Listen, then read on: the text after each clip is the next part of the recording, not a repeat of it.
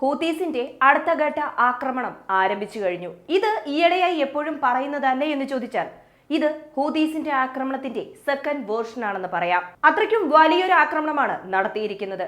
ഇസ്രയേലിനെതിരെ ഇസ്രയേലിൽ ആരും ആക്രമണം നടത്താൻ പാടില്ല എന്ന് പറയുന്നതിന് അമേരിക്കയുടെ പക്കലൊരു പ്രതിരോധ നടപടിയുണ്ടല്ലോ. American state secretary Antony Blinken Arab രാജ്യങ്ങളിലേക്ക് സന്ദർശനം നടത്തിയിരിക്കുന്നു. ഇത് എന്തുകൊണ്ടാണെന്നുള്ള മുഴുവൻ വിവരങ്ങളാണ് ഈ വീഡിയോയിലൂടെ അറിയാൻ പോകുന്നത്. വീഡിയോയിലേക്ക് പോകുന്നതിന് മുമ്പ് ഇതുവരെ ചാനൽ സബ്സ്ക്രൈബ് ചെയ്യാതെയാണ് കാണുന്നതെങ്കിൽ ചാനൽ ഒന്ന് സബ്സ്ക്രൈബ് ചെയ്യുക. വോയിസ് ഓഫ് വിക്കിയിലേക്ക് എല്ലാവർക്കും സ്വാഗതം. അമേരിക്കയുടെയും ബ്രിട്ടീഷിന്റെയും ഒരു വാർഷിപ്പിലാണ് ഹൂതീസ് ആക്രമണം നടത്തിയത് എന്ന വാർത്തയാണ് പുറത്തു വന്നത്. എന്നാൽ ഇതിന് തൊട്ടു മുമ്പാണ് എന്ത് തന്നെ വന്നാലും എന്ത് സംഭവിച്ചാലും ഹൂതീസിനെ തടയണമെന്നും പറഞ്ഞ് അമേരിക്ക അറിയിപ്പ് പുറത്തുവിട്ടിട്ടുണ്ടായിരുന്നത്. അതിനുശേഷവും ഹൂതീസ് ഇങ്ങനെ ഒരു ആക്രമണം നടത്തിയത് ഇപ്പോൾ വളരെ വലിയ ചർച്ചാ വിഷയമായിട്ടുണ്ട്. അമേരിക്കൻ പ്രസിഡന്റ് ജോ ബൈഡൻ ആണെങ്കിൽ മറ്റൊരു മാർഗവുമില്ലാതെ അദ്ദേഹത്തിന്റെ വീറ്റോ പവർ ഉപയോഗിച്ചിരിക്കുന്നു. പ്രസിഡന്റ് വീറ്റോ പവർ എന്ന് പറയാം. ഉദാഹരണത്തിന് അവിടെയുള്ള കോൺഗ്രസ് സഭ ഒരു തീരുമാനം എടുക്കുന്നു എന്ന് കരുതുക. അത് നിയമമാകുന്നതിന് മുൻപ് ജോ ബൈഡന് പ്രസിഡന്റ് സ്ഥാനത്തു നിന്നും വീറ്റോ പവർ ഉപയോഗിച്ച് അത് തടയാൻ സാധിക്കും. അല്ലെങ്കിൽ അദ്ദേഹവുമായി ബന്ധപ്പെട്ട് അദ്ദേഹം മാത്രം സമ്മതം അറിയിച്ച് ഡിഫൻസ് ബഡ്ജറ്റോ അല്ലെങ്കിൽ ഇസ്രയേലിന് വേണ്ടിയുള്ള സഹായമോ അദ്ദേഹത്തിന് ചെയ്യാൻ പറ്റും. ഇതിന്റെ അടിസ്ഥാനത്തിൽ ജോ ബൈഡൻ എന്ത് നടപടിക്രമമാണ് സ്വീകരിച്ചത് എന്ന് ചോദിക്കുകയാണെന്നുണ്ടെങ്കിൽ ഹൂതീസിന്റെ ആക്രമണം തടയണം, ഇസ്രയേലിന് ആവശ്യമായ സഹായങ്ങൾ ചെയ്യണം. അതിനു മുമ്പ് അമേരിക്കൻ സ്റ്റേറ്റ് സെക്രട്ടറി ആന്റണി ബ്ലിങ്കനെ സൗദി അറേബ്യയിലേക്ക് അയച്ചിരിക്കുന്നു. അതിനുശേഷം ഇപ്പോൾ അദ്ദേഹം ഈജിപ്തിലേക്ക് വന്നിട്ടുണ്ടായിരുന്നു എന്ന് പറയപ്പെടുന്നു. കഴിഞ്ഞ ദിവസം ഈജിപ്തിൽ ആന്റണി ബ്ലിങ്കൺ ഉണ്ടായിരുന്നു. ഈജിപ്ത് അതുപോലെ സൗദി അറേബ്യ എന്നൊക്കെ പറയുന്ന സമയത്ത് ഒക്ടോബർ മാസം 7-ാം തീയതി ഇസ്രയേൽ ഹമാസ് പ്രശ്നം ആരംഭിച്ചതിന് ശേഷം 5-ാം തവണയാണ് അമേരിക്കൻ സ്റ്റേറ്റ് സെക്രട്ടറി ഇങ്ങനെ അറബ് രാജ്യങ്ങളിലേക്ക് പര്യടനം നടത്തുന്നത്.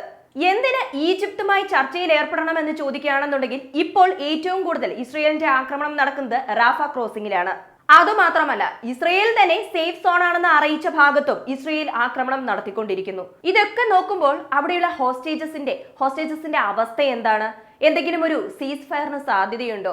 ഹോസ്റ്റേജസിനെ റിലീസ് ചെയ്യിക്കാൻ എന്തെങ്കിലും മാർഗമുണ്ടോ? ഇങ്ങനെയുള്ള പല ചോദ്യങ്ങളുമുണ്ട്. ഈജിപ്ത് വിചാരിക്കാതെ ഇതൊന്നും തന്നെ നടക്കില്ല. അമേരിക്ക എന്ന് പറയുമ്പോൾ അമേരിക്കയ്ക്ക് ഏറ്റവും കൂടുതൽ സപ്പോർട്ട് ചെയ്യുന്ന അറബ് രാജ്യങ്ങളിലൊന്ന് സൗദി അറേബ്യയാണ്. മാത്രമല്ല, യമനെതിരെ സൗദി അറേബ്യ നടത്തിയ ആക്രമണമൊക്കെ നമുക്കറിയാം. സോ തീർച്ചയായും ഹൂതീസിനെതിരെ സൗദി അറേബ്യ തിരിയാൻ സാധ്യതയുണ്ട്.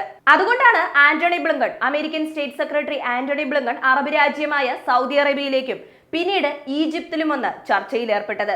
അങ്ങനെ ഈജിപ്തിൽ വന്ന് മീറ്റ് ചെയ്തതിനു ശേഷം LCC പറഞ്ഞത് എന്താണെന്ന് വെച്ചാൽ, അമേരിക്കയുടെ അടുത്ത ഘട്ട തീരുമാനത്തിനായി മറുപടിക്കായി ഞങ്ങൾ കാത്തിരിക്കുകയാണ്. ഇപ്പോൾ അവിടെ നടക്കുന്നത് റീജിയണൽ വാറാണ്. ഓരോ ഭാഗത്തും ആക്രമണങ്ങൾ രൂക്ഷമായിക്കൊണ്ട്. സോ അമേരിക്കയുടെ മറുപടി ഞങ്ങൾ കാത്തിരിക്കുന്നു എന്ന് പറഞ്ഞിരിക്കുന്നു. സോ ഇസ്രയേൽ എന്താണ് പറയുന്നതെന്ന് വെച്ചാൽ, ഇപ്പോൾ ഇവിടെ ഒരു സമാധാന ചർച്ചയല്ല ആവശ്യമായിട്ടുള്ളത്. ഈ യുദ്ധം വ്യാപിക്കാതിരിക്കണം. അതുകൊണ്ട് തന്നെ ഇസ്രയേലിനെതിരെ ഒരു ആക്രമണവും ചെയ്യാൻ പാടില്ല. മാത്രമല്ല, ഇസ്രയേലിനെതിരെ ഒരു യുദ്ധ അറിയിപ്പ് പുറപ്പെടുവിക്കാനും പാടില്ല എന്ന ഒരു റിക്വസ്റ്റ് കൊടുക്കപ്പെട്ടതായും പറയുന്നുണ്ട്. കൂടാതെ ഇസ്രയേലിനെതിരെ 1-2 രാജ്യങ്ങൾ ഒന്നുചേർന്ന് കഴിഞ്ഞാൽ വളരെ വലിയ പ്രശ്നങ്ങൾ ഉണ്ടാകാൻ സാധ്യതയുണ്ട്. അമേരിക്കൻ പ്രസിഡന്റ് തെരഞ്ഞെടുപ്പ് വരെ ഈ പ്രശ്നം ഇതേപടി മുന്നോട്ട് പോകണമെന്നതാണ് അമേരിക്കയുടെ താല്പര്യം. ഇനി അഥവാ ഈ യുദ്ധം എസ്കലേറ്റ് ആയിക്കഴിഞ്ഞാൽ അമേരിക്കൻ പ്രസിഡന്റ് തെരഞ്ഞെടുപ്പിനെ ഇത് സാരമായി ബാധിക്കുമെന്നതും ഒരു വിഷയം തന്നെയാണ്. സോ ഈ യുദ്ധം എസ്കലേറ്റ് ആകാതിരിക്കാനുള്ള പവർ ഇപ്പോഴുള്ളത് ഹൂതീസിന്റെ പക്കലാണ്. അതുകൊണ്ടാണ് ഹൂതീസ് പറഞ്ഞിരിക്കുന്നത്, ഇസ്രയേൽ ഗാസ വാർ അവസാനിപ്പിക്കണം. എങ്ങനെയെങ്കിലും ഇത് അവസാനിപ്പിച്ചാൽ മാത്രമേ ഞങ്ങൾ നിങ്ങൾക്കെതിരെയുള്ള ആക്രമണം അവസാനിപ്പിക്കുകയുള്ളൂ, അല്ലെങ്കിൽ തീർച്ചയായും ഈ യുദ്ധം എസ്കലേറ്റ് ആകുമെന്നും മുന്നറിയിപ്പ് കൊടുത്തിട്ടുണ്ട്. ഈ വിവരം വളരെ പ്രധാനപ്പെട്ടതാണ്. ഇതിൽ നിന്നൊക്കെ എന്ത് മനസ്സിലാക്കാം? ഹൂതീസിന് അമേരിക്കൻ പ്രസിഡന്റ് തെരഞ്ഞെടുപ്പിൽ ഒരു റിസൾട്ട് വേരിയേഷൻ ഉണ്ടാക്കാൻ പറ്റും. അടുത്തത് ഗാസയ്ക്ക് അനുകൂലമായി, ഗാസ ഭാഗത്തെ പാലസ്തീൻ ജനങ്ങൾക്ക് അനുകൂലമായി ഇപ്പോൾ നിരവധി സ്ഥലങ്ങളിൽ പോരാട്ടങ്ങൾ നടന്നുകൊണ്ടിരിക്കുകയാണ്. തീരപ്രദേശങ്ങളിലൊക്കെ പല കിലോമീറ്റർ ദൂരത്തിൽ ജനങ്ങൾ കുട്ടികളുടെ ഉടുപ്പുകളും വസ്ത്രങ്ങളെല്ലാം വിരിച്ചിട്ട് പോരാട്ടം നടത്തിക്കൊണ്ടിരിക്കുന്നു. അങ്ങനെ ഈ ഒരു ടൈപ്പ് ഓഫ് പോരാട്ടം നടന്നുകൊണ്ടാണ് ഇരിക്കുന്നത്. അവിടെയുള്ള ബാക്കിയുള്ള കുട്ടികൾക്ക് മെന്റലി പല തരത്തിലുള്ള പ്രശ്നങ്ങളും വന്നുകൊണ്ടാണ് ഇരിക്കുന്നത്. അവരെ സംരക്ഷിക്കുക എന്നത് നമ്മുടെ കടമയാണ്. അവരെ തീർച്ചയായും രക്ഷപ്പെടുത്തിയാലേ പറ്റൂ എന്നും പറഞ്ഞ് അവർ ഒരു ഭാഗത്ത് ശ്രമങ്ങൾ നടത്തിക്കൊണ്ടിരിക്കുന്നു. കുട്ടികളെ എങ്ങനെയെങ്കിലും സംരക്ഷിക്കണം, കുട്ടികളെ എങ്ങനെയെങ്കിലും രക്ഷപ്പെടുത്തണമെന്നും പറഞ്ഞ് യുണിസെഫ് മുതൽ പല സംഘടനകളും അവരുടെ അഭിപ്രായങ്ങൾ പറയുന്നുണ്ടെങ്കിലും പ്രവർത്തനങ്ങൾ ചെയ്യുന്നുണ്ട് എന്നുണ്ടെങ്കിലും ഇത് എത്രത്തോളം പ്രാവർത്തികമാകും അല്ലെങ്കിൽ എത്രത്തോളം വിജയമാകുമെന്നുള്ളത് കണ്ടു തന്നെ അറിയാം. ഇസ്രയേൽ അടുത്തതായി ഖാൻ യൂനിസ് ഭാഗത്ത് ആക്രമണം നടത്തിയിരുന്നു. ഖാൻ യൂനിസിൽ അൽ മൗസി എന്ന ഒരു സേഫ് സോൺ ഉണ്ടായിരുന്നു. ഈ സേഫ് സോണിൽ ഇസ്രയേൽ തന്നെ ആക്രമണം നടത്തി 6 പേർ കൊല്ലപ്പെട്ടു എന്ന വിവരം പുറത്തു വന്നിട്ടുണ്ട്. ഒരു ഭാഗത്ത് ഇസ്രയേൽ ഹമാസ് യുദ്ധം നടന്നുകൊണ്ടിരിക്കുന്നു, മറ്റൊരു ഭാഗത്ത് റഷ്യ ഉക്രൈൻ യുദ്ധം നടന്നുകൊണ്ടിരിക്കുന്നു. ഇതിന് മധ്യേ പോളണ്ട് മറ്റൊരു അറിയിപ്പ് പുറത്തുവിട്ടിട്ടുണ്ട്. പോളണ്ട് സോൾജിയേഴ്സ് യുദ്ധത്തിന് തയ്യാറാകൂ എന്ന അറിയിപ്പാണ് പുറത്തുവിട്ടത്. ഇടയ്ക്കിടയ്ക്ക് ചില രാജ്യങ്ങൾ യുദ്ധത്തിന് തയ്യാറാകൂ എന്ന് പറഞ്ഞ അറിയിപ്പ് പുറത്തുവിടുന്നത് എന്തോ ഒരു ആവേശം അവിടെയുള്ളവർക്കുണ്ട് എന്നത് മനസ്സിലാക്കി തരുന്നുണ്ട്. ഇറാഖിലും സിറിയയിലും ഇറാൻ ട്രൂപ്സിനെതിരെയുള്ള ആക്രമണം അമേരിക്ക ചെയ്തു എന്നത് നമുക്കറിയാവുന്ന കാര്യമാണ്. സോ ഇതുമായി ബന്ധപ്പെട്ട് അമേരിക്കയോട് ചോദിക്കുന്നു, ഇറാഖിൽ ഇറാൻ ബാക്ക്ഡ് ട്രൂപ്സിനെതിരെ ആക്രമണം നടത്തിയിട്ടുണ്ടായിരുന്നു, ഇതിനു മുൻപ് എന്തെങ്കിലും ഏർലി വാർണിംഗ് കൊടുത്തിട്ടുണ്ടായിരുന്നോ എന്ന് ചോദിക്കുമ്പോൾ അമേരിക്ക പറയുന്നത് എന്താണെന്ന് വെച്ചാൽ അങ്ങനെ യാതൊന്നും ഞങ്ങളുടെ ഭാഗത്തു നിന്നും ഉണ്ടായിരുന്നില്ല, ഇനിയും ഇതുപോലെയുള്ള സർപ്രൈസ്ഡ് അറ്റാക്ക് ഉണ്ടാകാമെന്നും പറഞ്ഞ് ആ ഒരു വിഷയം തന്നെ ക്ലോസ് ചെയ്തു. ഗാസ ഭാഗത്ത് ഇപ്പോൾ നടക്കുന്ന വലിയൊരു ബിസിനസ് എന്താണെന്ന് ചോദിച്ചാൽ അവിടെയുള്ള ജനങ്ങൾ അവരുടെ ആഭരണങ്ങൾ, വെഡ്ഡിംഗ് റിംഗ് മുതലായവ കൊണ്ട് പണയം വെക്കുന്നു. പണയം വെക്കുന്നതിനുപരി വിൽക്കുന്നു എന്നാണ് പറയപ്പെടുന്നത്. അവിടെയുള്ള ജനങ്ങൾക്ക് ആഹാരമില്ല, ആഹാരത്തിന് വഴിയില്ലാതെ വരുന്നത് കൊണ്ട് അവരുടെ പക്കലുണ്ടായിരുന്ന വിവാഹ മോതിരം വരെ വിറ്റ് ജീവിക്കുന്നു എന്ന വാർത്തയാണ് പുറത്തു വന്നത്. നെതന്യാഹുവിനോട് നിങ്ങൾ വംശഹത്യയല്ലേ ചെയ്യുന്നത് എന്ന് ചോദിക്കുമ്പോൾ അദ്ദേഹം പറയുന്നത് എന്താണെന്ന് വെച്ചാൽ, ഞങ്ങൾ ചെയ്യുന്നത് വംശഹത്യയല്ല, ഞങ്ങൾ ഞങ്ങളുടെ സ്വയരക്ഷയ്ക്ക് വേണ്ടിയാണ് ഇപ്പോൾ ഈ യുദ്ധം ചെയ്തുകൊണ്ടിരിക്കുന്നത്, അതുകൊണ്ട് തന്നെ ഒരു വംശഹത്യയാണെന്ന് ആരും പറയാൻ പാടില്ല എന്നൊരു അഭ്യർത്ഥന അദ്ദേഹം നടത്തിയിരിക്കുന്നു. അടുത്തത് അമേരിക്കൻ പ്രസിഡന്റായ ജോ ബൈഡന് അൽഷിമേഴ്സ് ഉണ്ടെന്നും പറഞ്ഞ് ബെൻ ഗുറിയൻസിന്റെ മകൻ ഒരു ചെറിയ ട്വീറ്റ് ഇട്ട് ചർച്ചയാക്കി. ഇതും അമേരിക്കയ്ക്കും ഇസ്രയേലിനും മധ്യേ ചെറിയൊരു പ്രശ്നം ഉണ്ടാക്കിയിട്ടുണ്ട്. എന്നാൽ അമേരിക്കൻ പ്രസിഡന്റായ ജോ ബൈഡന് അൽഷിമേഴ്സ് മാത്രമേ ഉള്ളോ എന്നതും ഒരു വലിയ ചോദ്യം തന്നെയാണ്.